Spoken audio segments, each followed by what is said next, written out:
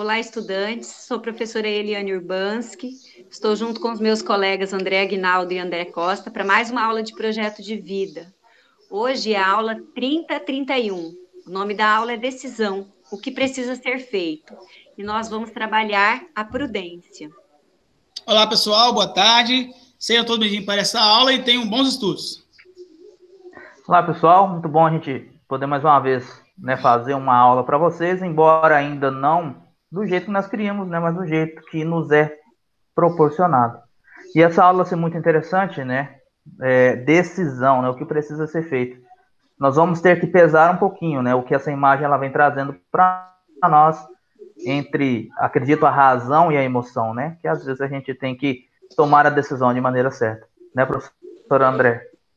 É, isso aí. Às vezes tem que colocar no lugar da emoção, no lugar da razão, E o contrário também é verdade, Viver é estar constantemente tomando decisões, umas pela emoção, outras pelas razões. É lógico que isso gera angústia, e nem sempre só pelo resultado, que pode ser positivo, mas pela própria dissonância cognitiva criada no processo, pela qual a sociedade é desencadeada após a tomada, e isso é pior, pelo grande número de decisões que temos que tomar todos os dias. Esse movimento de angústia, quando não devidamente resignado e transformado em gasolina em nosso motor, pode gerar as tão conhecidas doenças psicossomáticas. Então, a culpa é do livre-arbítrio? Pensando assim, se todo dia toma decisões, a culpa sim é do livre-arbítrio, porque você toma decisão ou pela razão ou pela emoção, as duas têm consequências. Se ter alguém para culpar pelas nossas decisões, somos ou não somos responsáveis por elas? Nos vemos imediatamente sozinhos com a responsabilidade. Isso é bom quando sabemos administrar com equilíbrio e bom senso. O segredo está em como pensamos sobre o nosso caminho à frente e não como pensamos sobre o que já caminhamos. Perdemos muito tempo avaliando as falhas e esquecemos como podemos utilizar isto para evitar futuros erros. Esta aula propõe uma discussão sobre a relação existente entre o pensamento e o sentimento do processo de tomar decisões. Através dela, o estudante descobre como é possível identificar escolhas levando em consideração as opções existentes, bem como, entre outras coisas importantes, a buscar ações, pontos que nos ajudem a ser mais confiantes em suas decisões, ou, no caso, em nossas decisões. A arte de tomar decisão, uma boa decisão, envolve colher informações. A mais difícil será chegar a uma decisão. Na realidade, é o oposto. Quanto mais informações você tem, mais óbvia se torna a decisão correta. E dessa forma, é mais fácil tomar uma decisão. A informação afasta o medo.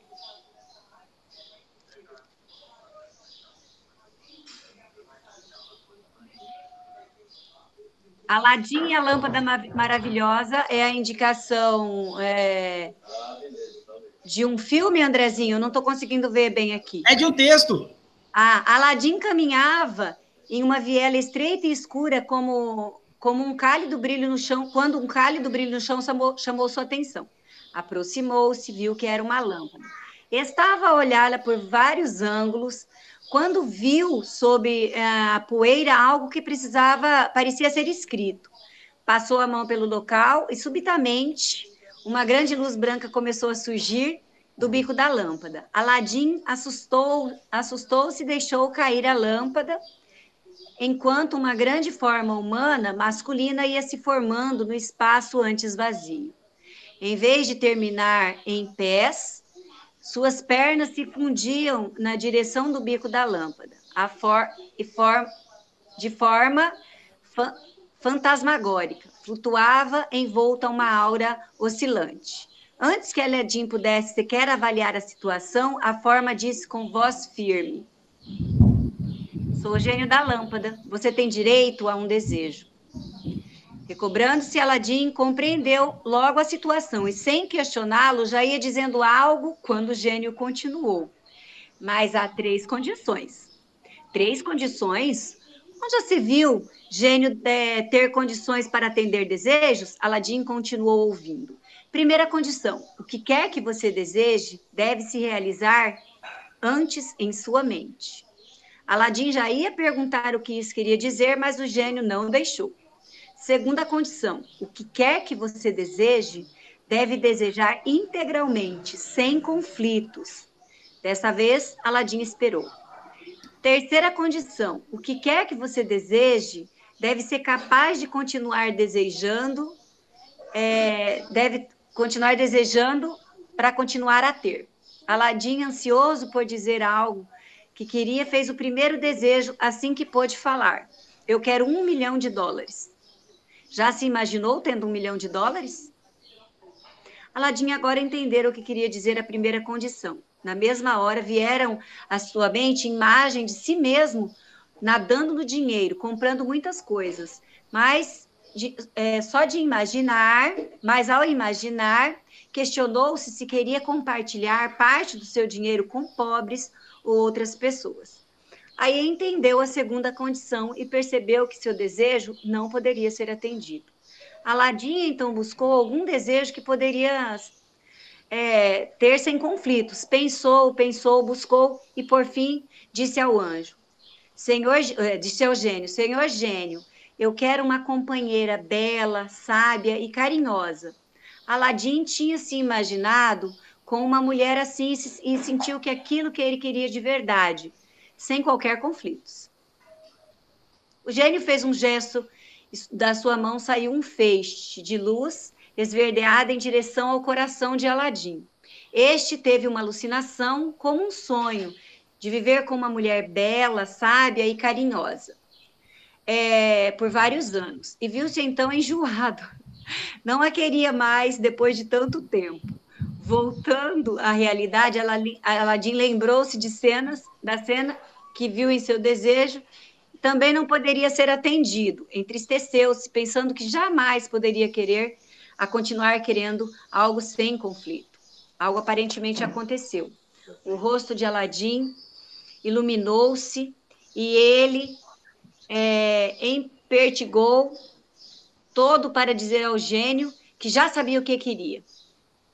Sim, o gênio foi lacônico. Aladim completou com um só fôlego: eu desejo que você me dê a capacidade de realizar os desejos que eu imaginar em minha mente, sem conflitos. Algo inesperado aconteceu. O gênio foi soltando a lâmpada, formando-se 2 pernas completas no seu corpo, e ele desceu devagar até finalmente se apoiar no chão, em frente a Aladim, que o olhava com um ar de interrogador. Obrigado, disse o gênio sorridente. Estava escrito que eu seria liberto quando alguém pedisse algo que já tivesse. Interessante, né, essa história dos gênios. Em linhas gerais, qual a sua interpretação sobre o que aborda a versão do conto? Porque a gente sabe que existe um conto, né, de infância, a gente sempre soube do Aladim, que simplesmente acha uma lâmpada, esfrega e faz um pedido ao gênio e é atendido. Ali, no caso, tem 3 condições para se pedir um pedido, né? Não pode ter conflito, você tem que querer aquilo a vida inteira que você quer. O que você acha desse conto, desse novo jeito de contar, Andrezinho? Qual é a sua interpretação? Eu acho, sim, que é uma forma de ver as histórias da nossa vida de maneiras diferentes. Porque até quando é que um desejo é bom, se o desejo é bom apenas para mim, mas é péssimo para o outro? Então, eu chamaria esse meu amigo Douglas para poder falar o que é bom, né? Porque vai depender muito do que é bom, se aquilo que é bom para mim ou bom para o outro, né? Então, essa questão de bondade, essa questão de interpretar, vai muito de quem é que está interpretando, na questão de ver aí as bondades dos desejos que o Aladim consegue realizar.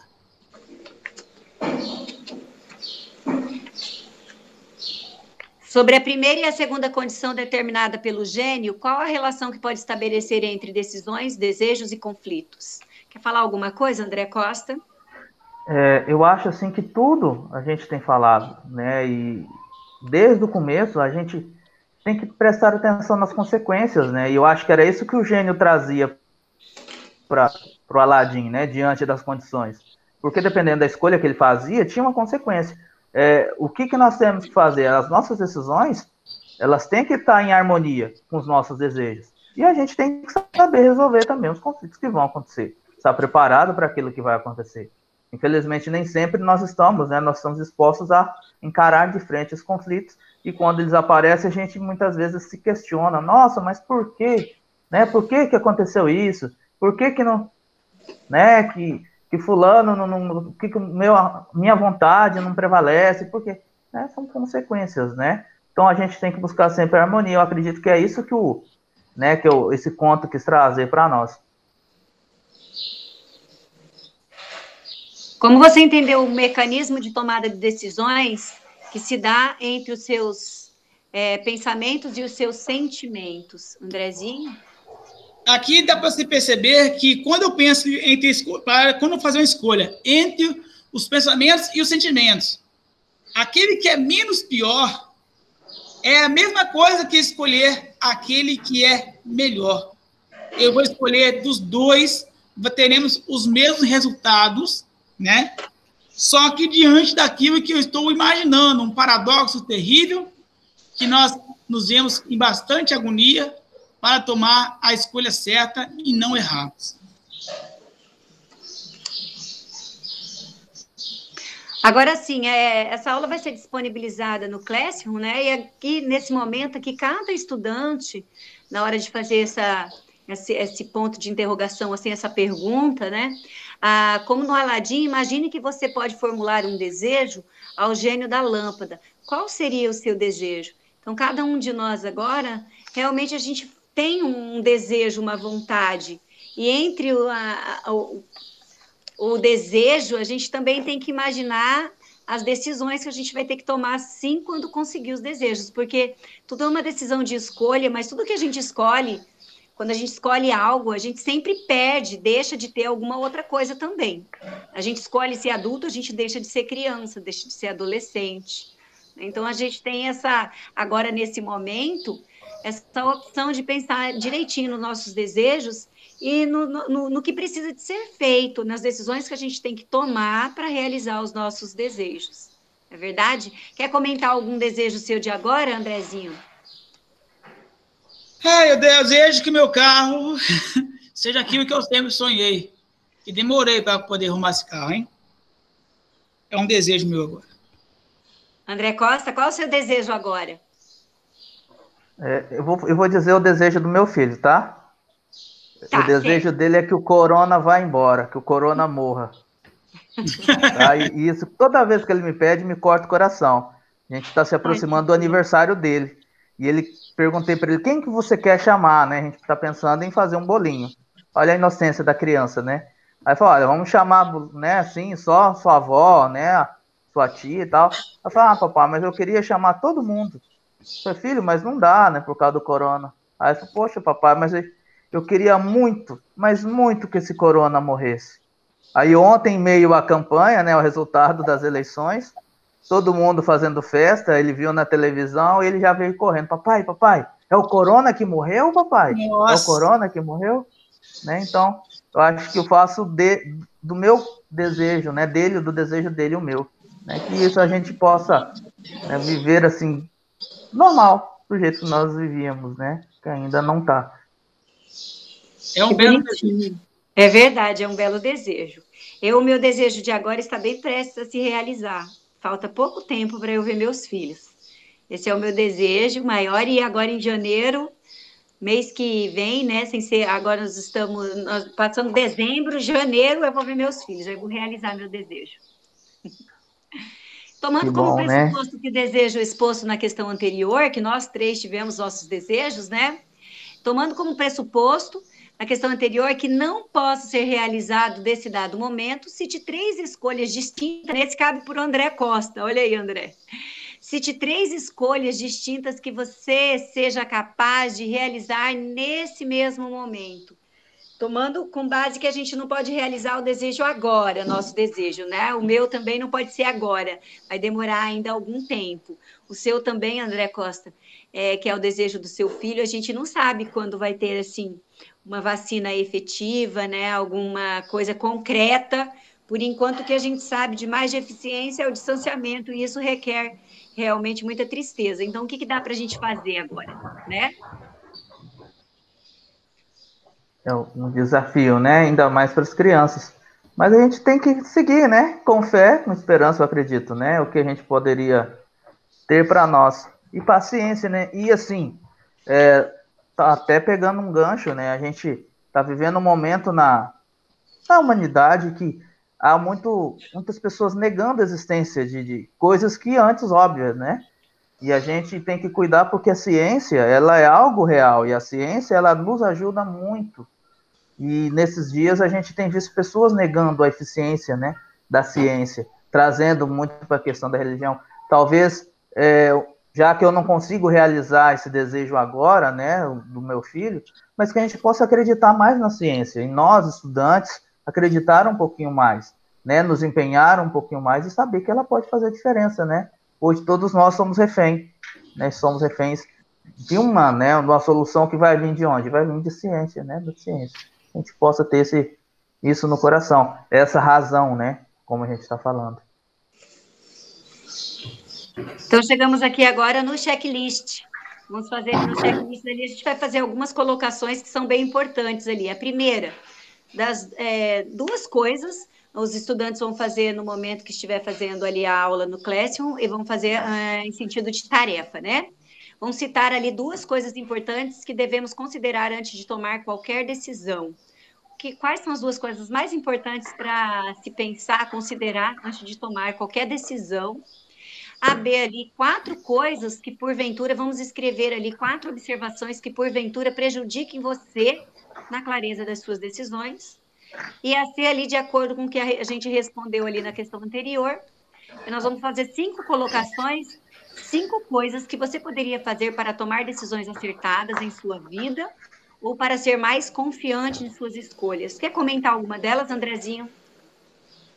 Eu acho que na questão do checklist, o que nós precisamos para fazer uma boa escolha é confiar nas nossas escolhas. E mesmo assim que não podemos confiar com tanta voracidade nas nossas escolhas, que pelo menos ter o mínimo de confiança para poder fazer essas escolhas se tornar verdade na nossa vida. Porque se você não acreditar em você mesmo, quem é que vai acreditar? Verdade. Faz leitura desse texto aí, André, para nós. Faz sim. Decisões libertadoras. Muitas das suas decisões não serão certeiras. Você cometerá erros.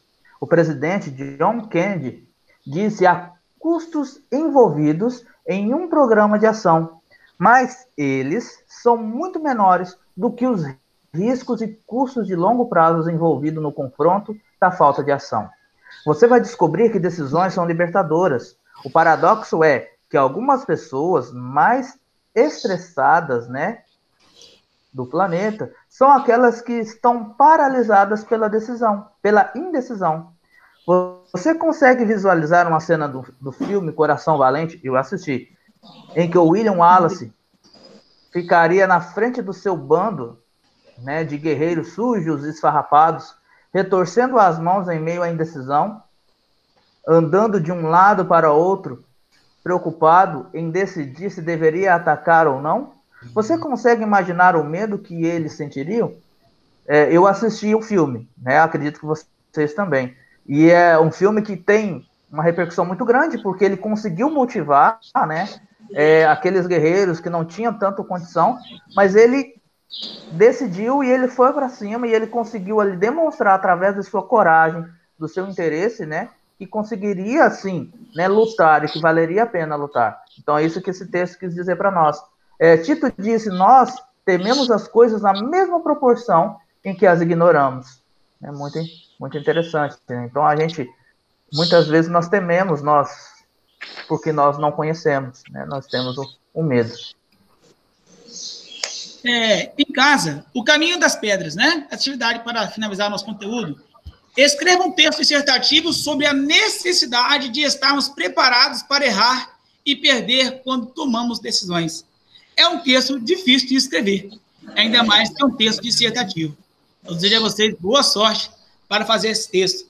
decisão, o que precisa ser feito, e essa foi a nossa aula sobre projeto de vida, em que nós trabalhamos a questões de escolhas de sentimentos e escolhas de posse, de realmente fazer as coisas. Então, dou um paradoxo para escolher, e esse paradoxo para escolher é o que nos mata de pouco a pouco, nos aflige, nos deixa muito nervosos. Pessoal, pela atenção, muito obrigado. Todos tenham uma boa aula e bons estudos. Tchau, galerinha. Muito obrigado. Essa aula assim, teve o objetivo da gente entender um pouquinho a relação existente entre o pensamento e o sentimento no processo de tomada de decisões. E esse texto dissertativo ali vai fazer vocês buscar ações e pontos que podem ajudar vocês na tomada de decisões mais acertadas na vida e ser mais confiantes nas suas escolhas. Tchau, até a próxima aula. Também me despeço aqui de vocês e que a gente possa, né, sempre pensar, né, e agir também, saber tomar as nossas decisões e saber, né, escolhê-las corretamente. Um grande abraço a todos.